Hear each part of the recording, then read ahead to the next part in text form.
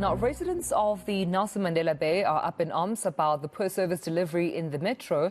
Their problems are exacerbated by rising crime targeted at municipal workers and infrastructure. Municipal employees are often robbed and attacked in hotspot areas.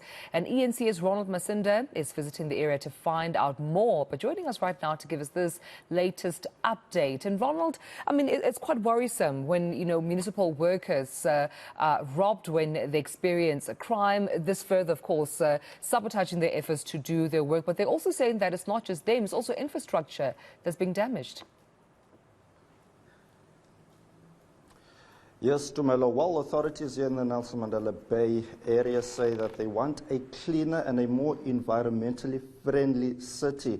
But part of this challenge comes with the issue of refuse collection. The municipality says it's doing all it can to hire external refuse trucks to do the job, as according to the Democratic Alliance, only 3 trucks are available and in working condition. For more reaction on this and other issues in the metro, I am joined by the Deputy Executive Mayor. Sis Babala, thank you so much indeed for your time. I touched on this issue. 3 trucks out of 42 are functional.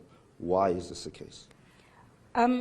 We have been augmenting with privately owned trucks in the past, noting that we've had fleet challenges. But that can be a history because in the past 2 weeks, a bid adjudication and evaluation committee has been going around verifying those who have bidded for tenders. So within a period of 2 weeks, that might be history as procurement is underway for new trucks. You have to admit, though, Sis Babala, that this could cost the metro millions, as hiring externally will be quite exorbitant in terms of the finances. And this cannot sit well with the ratepayers. It can be relative if you tend to compare prices, because the costs of having trucks and maintaining them can be much more than what when we are using privately owned trucks, because the repairs and everything becomes the owner's costs, but it's different when we are doing it in-house. Prices become more exorbitant, and it depends on the type of vehicle that we are to procure. Just lastly on the trucks, is this an issue just on neglect or trucks not functional? What is the issue? What is the main issue here? The main issue is not neglect, but it's just that there's aging fleet, and it has not been advertised for a longer period. So the municipality took it upon itself to do that advert, and it's now going to conclusion. So within a period of 2 weeks, we should be back into business with trucks on the roads. Talk to us about the issue of municipal workers being attacked. We hear that this is quite bad.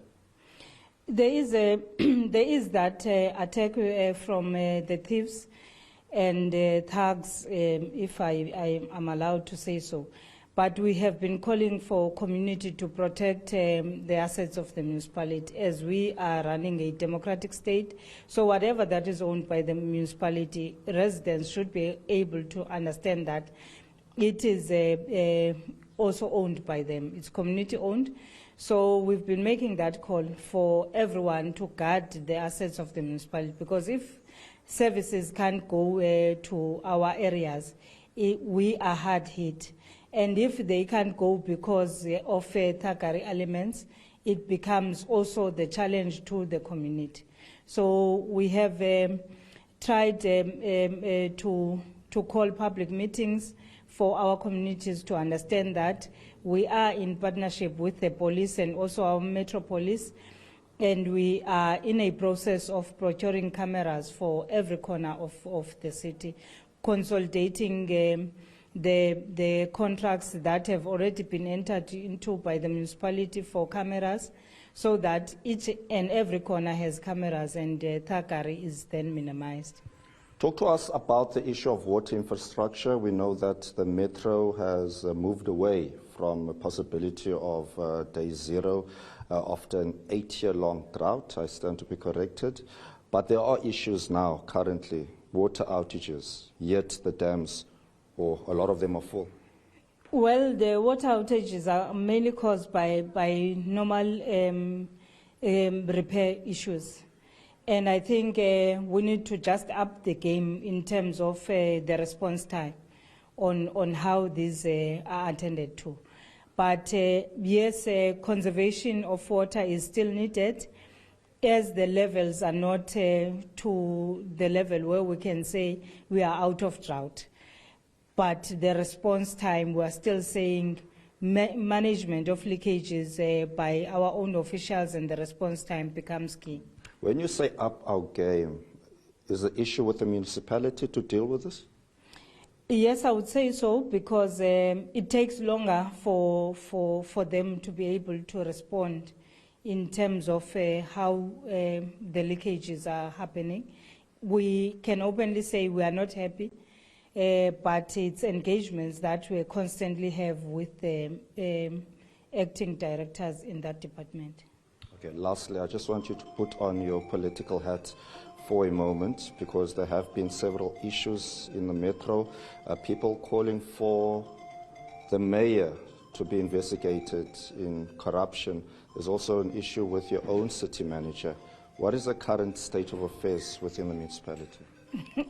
I don't want to comment on both of the issues, but what I know is that the African National Congress still believes that if we are to get a head of the institution, whether political or administratively, it must be someone who has a clean record in terms of corruption, and as well someone who can be able to have vision in terms of how to take the city forward. Okay. Is the coalition working, though, in your view? It's working very well. Hence, you find us and see us here. And there are other programs that we are still going to roll out. Even this week, we want to go to schools to give sanitary towels and well wishes for their exams. So the coalition is intact. We are running very much impressive programs for us to be able to sustain the city. All right, Sis Babala, I know you've got another engagement. Thank you very much for your time. That was the Deputy Executive Mayor of the Nelson Mandela Bay Municipality. With Ronald Masinda, of course, some issues emanating from the metro, and we'll keep a close eye on these and other matters. Our reporter, Ronald Masinda, out for us.